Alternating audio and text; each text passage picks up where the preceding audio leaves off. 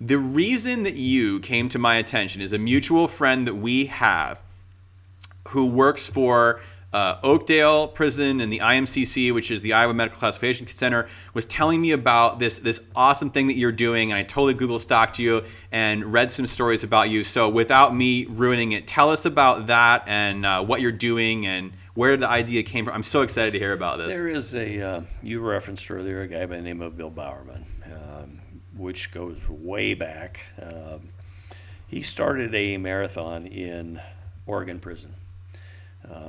I think it's 27, 8 plus years that I've traced back in its history. About 6 years ago, there was an article in Runner's World magazine that referenced that marathon. And at the local prison, Iowa Men's Classification Center, one of the inmates had read that and asked if there would be an opportunity to do a running program in this prison. Our local friend, our mutual friend, reached out to our running club at that point in time, and the response was no. We're not interested in that. There was a certain, we talked earlier about the elites and the normal people. There was a certain aura that goes with being associated with a prison. And that was a program that I believe that this individual at the time said, we don't want that connection. I don't know why. It resonated with me.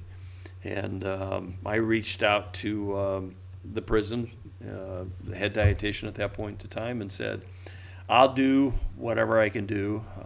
Let's just meet and talk it over. And we met that summer 5 years ago, and then just through a series of follow-up appointments with inmates, came to the conclusion that we would start a running program. And we started with a Couch to 5K. Through a series of 9 or 10 weeks, every week we talk about, okay, you do this, you stretch. I mean, things that you think most of us would take for granted. Everything that an inmate is issued is a Converse shoe or is cotton. So you're wearing cotton underwear, you're wearing cotton T-shirts. Well, if anybody has worn cotton in Iowa or in hot climate, guess what happens? Soak that water right into it. It soaks it up, and it is abrasive. So you'd end up with irritants. You talked about Body Glide. You'd end up with chafing marks, all the way to different ways to tie shoes that eliminate sore spots or toenails or slipping on the heels. To even teaching people about, running is nothing more than an elevated pace of walking. Sounds pretty minute, but, I mean, no pun intended, but some of the guys, the only running that they had done, some of them, was the only running they'd done was from the law. From the cops, yeah. I mean, and, we joked all about that, but we got a new warden somewhere along the line, and when this warden came on board, it was, there's obviously in a penal institute, there's different ways to look at it. You're either there for punishment or rehab or both. Mm-hmm. And the staff, that vacillates back and forth. Even the inmates sometimes think, we had a guy this week say that there's basically three people that are there. The innocent, the ones that think they're innocent, and the guilty, roughly. But that's how we started. Came from Runner's World, Oregon Marathon. We have done, I believe, 8 5Ks or half marathons within the last 5 years inside this prison institute. A year and a half ago, we picked up an additional one, which is at Anamosa. It's a maximum security prison. We started with just a 5K class as well. We've done now 3 activities up there, 3 sessions of 5K. The one here at Oakdale, though, it's become a year-round. We built a small infrastructure of a hierarchy that basically has a club. That club was accountable for establishing some bylaws. And there's a theme to my madness out of this. They raised some funds. Through that funds, we established that we had to go back and donate some of that revenue back to the community. Trust me, in prison, you're working, you're not making a whole lot of money. So for them to donate $1 or $2, that might be a day or 2 or 3 days worth of wages. But what we did is we created a 5K. We subsequently, the warden, the first one we did, we had over 250 inmates that participated, which so was awesome. was the biggest event that had happened in this prison. The warden looked at us and was like, "What's going on here?" Very receptive and very supportive. It's just been a real treat along there. The thing that when we started this, I have a slight history that is irrelevant to the whole story, but I've been on the victim end of that, and on a very personal level. So the club president at that time looked at me and said, "You'd be a great success story. We want to show to the community that somebody can forgive, and this is a reflection on our club." And I looked at it and said, this isn't about me. This is about the inmates and what they're capable of doing. And I mentioned that only from the perspective of that's the focus that we've had all along. The warden has allowed us, when I go in there and talk with the inmates, and of the 8 races that we've done, we've had a number of outsiders that have come in and have run with us, male, female. To date, we've had no incidents of any threats or any security issues that go. Obviously, they watch us fairly close. Sure. They monitor everything that comes in and out. But we got this. We've worked it up to the point. We did a half marathon again in the spring, and we made a qualification that if you completed that half marathon, that we would do a marathon in the last weekend in October. Okay. And it is right around the corner. It's coming up real We've fast. got 7 guys that have been training for it. Without naming names or accomplishments, we created, just like everybody else, a training log. We created a program that includes nutrition. We've taught them about, we take it for granted, the kind of boxer briefs that we wear. We've been able to get them a nylon material that doesn't cause chafing on the legs. We've introduced Body Glide because of I don't know where to begin. All the little things from tying shoes. This warden allowed them to go out and buy some shoes on the outside, so that it was a little bit more conducive to running a longer run than it was in the Converse shoes. Chuck Taylor's, but so they bought shoes with their own money, and they're allowed to keep them. Yes. In their cells with them. And you mentioned nutrition. I mean, I would think that the standard fare at a prison would not be, we were just talking about it, right? Not be the optimal probably for a marathon distance run. Were they able to bolster their caloric intake somehow, or how has that gone? Yeah, for all practical purposes, it's an environment that is a microcosm of outside, right? Except for what brought everybody together there. And I don't eat their food every day, but their dietary restrictions have not changed. What we've been able to do since we worked through the head nutritionist, the head dietitian, that she's been able to work with the inmates that are either diabetic or that have special needs. We do a lot of things with sugar, just to compare how much sugar is in a product. To say, we do this right now. Gatorade is a beverage that is oftentimes consumed for athletic activities, but it's also one of those beverages that people drink a lot of just because it's a beverage. Right. Popular name, reasonable taste. The perception that what it does for you. So you dial through all of those things and cut to the chase, and say your basic food groups are what you need to make sure that you're covering. Protein, some sugar, but potassium and the sodium. It's been real interesting in working with them. Typical runner will start out and say, I don't need to eat or drink, just to explain to them, if you have a 2-pound weight loss, what that represents when you're running, and that's almost always fluid. As a doctor, you can correlate to what it does to the blood and the thickness and of the blood, and then the slowing of the heart rate and the acceleration, maybe not the acceleration of or the slowing of the heart rate, but the acceleration of fatigue. Right. So you teach them, I got to eat, I got to drink, and then the quantities of it. One of the guys I have a picture of him from a year ago, a race that we did. He's got a nice little pot belly at him, and and his wife lately has been, you lost so much weight. Why? Well, the difference is he's in I don't want to call it fighting shape, but in a running condition. Sure. He's ready for a burning more marathon, calories than, and that's the key to me at the institution is that there are plenty of calories, not always the expenditures of those calories. Sure, and quality Yeah. calories and Yeah. things like that. So 7 people that are inmates, and then you said there'll be outside people coming in to run as well. Yeah, we have a couple of people that will run the full marathon with the inmates, and I say that carefully because training for a marathon or training for a run by yourself, like the inmates for the most part have done, and then you introduce a third person, it throws things out of sequence. Yeah. So they're there as an outsider, not only to complete the distance, but to be supportive in if they're struggling, if there's questions that Sure. bring or lend your experience to help them get through that. That's the whole idea. We have both male and female that are coming in. We're starting Saturday. We'll start a 5K at 8:30, and we've decided to start our marathoners at 9:30. And then hopefully, because of the time of year, the weather will be beautiful. Yeah, hopefully. And they'll be able to finish that. We've set a time limit of roughly 6 hours, which is common on the outside.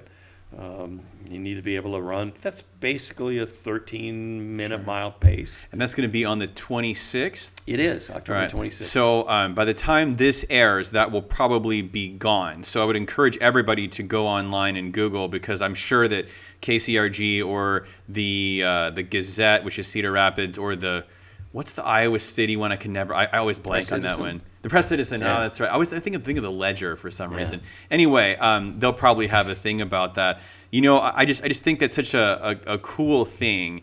And so I worked at Oakdale for something like 3 years as a physician. I was moonlighting when I was in residency. And so I came to have a great fondness of the staff out there. The environment was not what I expected. Of course, my knowledge of prison came from television. And so I was expecting it to be like the TV show Oz. Like it was going to be people getting stabbed in the hallway and raped in the shower and all this stuff. And I still remember the first time I was there alone, walking down the hallway to the medical center, and the inmates are walking down the hall, hanging out with their friends. No one's. I mean, of course, there's cameras and there's guards, but not like right with them. And I found myself kind of in this hallway with 6 of them, and I thought, well, they could definitely take me down right now if they really wanted to. And they're always real nice, like, hey Doc, good to see you. And I was really struck by how straightforward everybody was. Of course, there was the occasional sociopath, right? It's prison. Yeah. But most people were like, I got caught. This is what I did. They were super cool about it. I actually stopped reading what they were there for because it's not really relevant to what I was doing. And it colored my opinion in some cases, and I'd rather deal with them just on a person-to-person thing. And my boss at the time, who now unfortunately is not there anymore, but Dr. Deal was the medical director at the time, who in a really weird roundabout way knew my wife from this little town she was from. We didn't know that until almost the end. Anyway, he said to me, remember, your job is not to be their jailer. We have other people whose job is to be their jailer. Your job is to be their doctor. And I was glad he said that, but I was just so struck by how cool everybody was. And so when I heard about this from Kelly, who you referenced, such a cool idea. I can imagine naysayers who would naysay on the side of prison is for bars and guards, and why are we letting them do something fun? And rather than me say what I think, what would you say to somebody that said something like that? You make a great point. By virtue of the fact that they're in prison, that is a form of punishment. Things that we don't get to, that we take for advantage. For instance, early on somebody said, you get to run a hill. Nobody likes to run a hill, but you have that freedom to go outside to do that. That's right. That in and of itself, being confined in a restricted area 24 hours a day, is punishment. There's two schools of thought, in my opinion: rehab or punishment. The prison that you've described is very much what I see. The inmates that are there have earned the privilege to be released out of their cell into a general population, to be able to go up and down the hallways, or to be able to go to the library, or to go into the yard. And it's through behavior then and now, not their crime, but that current behavior that has earned them that privilege. So you misbehave in that environment, you lose those privileges. Right. Mm-hmm. I, like you, only once have I tried to find out what one inmate was in there for. It doesn't matter. The reality is that they've been adjudicated and put there for a reason. Whether they're innocent or guilty isn't my place to make that judgment. You weren't on the jury. I was not. I look at them when I go in and say, my focus is more singular. How do I either improve your health? How do I make you have more fun? How do I give you a weight loss program? How do we create an environment that gives you an alternative to? Running, for a lot of people, probably myself, is an addiction. And it can be a substitute addiction for other misbehaviors, right? There's a plethora of stories out there. There is a great movie that was just released. It's a documentary called Skid Row Marathon. Skid Row Marathon is about a judge in California that took some, I will use the word loosely, miscreants, and said, join me on this journey. That from a murderer to a lot of different crimes that have turned their life around because of an activity that gave them singular focus. I'm a little anal by nature. Running teaches you discipline. Mm-hmm. And when I said earlier there was a method to my madness to get from point A to point B, setting up the bylaws or the rules or things like that, it isn't about immediate gratification. There's a runner out there that can leave today and go run a marathon tomorrow and kick my ass in the process. But the majority of us have to have some kind of a strategy to get there. And that's, if I could say that I'm contributing one thing, and I think that Kelly, through the program the warden allowed us to do, is to kind of lay that out and say, if you want to do this, you got to figure out how to accomplish something without stealing it, taking it, lying about it, buying it. You can't buy your way into a marathon. Yep. One of the things my sister used to say in triathlon is that you can buy yourself speed on the bike. You can't buy yourself speed on the marathon. You either trained for it or you didn't. Yeah. And so I was very struck in prison when I worked there that, with all due respect, it felt like rehab was a secondary consideration in a lot of cases. And I understand the funding is not particularly what it ideally would be. But to me, somebody who would say, why should we let them do that? The health and so forth. But most people at Oakdale, and I don't know about Anamosa, maybe it's a bigger percentage, but not everybody is going to be there for the rest of their lives. Most of them are going to get out at some point. This is a skill and a hobby and a passion and activity that they can continue forever. And one of the things that I was a big fan of, and I am definitely left-leaning in my politics, but I have enough libertarian in me to say things like, I would like people to contribute. I'm okay with helping people, but I like it when people work a little bit. Mm-hmm. I was amazed that, and I think this should be expanded. People who were at Oakdale who wanted to would get GEDs, associate degrees. We need nurses in every city on the planet. And there are people that through OJT, by working down the medical center, working on the hospice floor, became CNAs, became LPNs. That is a degree, even with a felony on your record, that you can start to make something of yourself. So isn't that the goal? You know, if the goal is just to punish and keep them away from society for X number of years, why don't we just lock them in a closet? And there are people that would say we should. What a waste of time and space. Because I saw people work in the medical field with a passion for the other inmates because they still had to live there. The other nurses got to go home. But, you know, they knew when they got back to the block, someone was going to ask them, how's Joe doing? And I made that up, by the way, you know, Joe's name, obviously. But like, if it's like, well, screw him, I just didn't give him his whatever, they're gonna be like, dude, what are you talking about? It's the potential of what you're doing is just the lifetime skill. It's amazing. It is not just, to your point, it's not just about running. It is about applying that discipline that you learn to a lot of other things. The inmates do a phenomenal job of policing themselves. If somebody gets out of line, they lose privileges. Right. And most of them have earned that. And it's a couple of year process to get that privilege to say, I get to do this. I get to be part of this educational process, or the schooling, or the book clubs that come in on Sunday, or the religion, or the running group.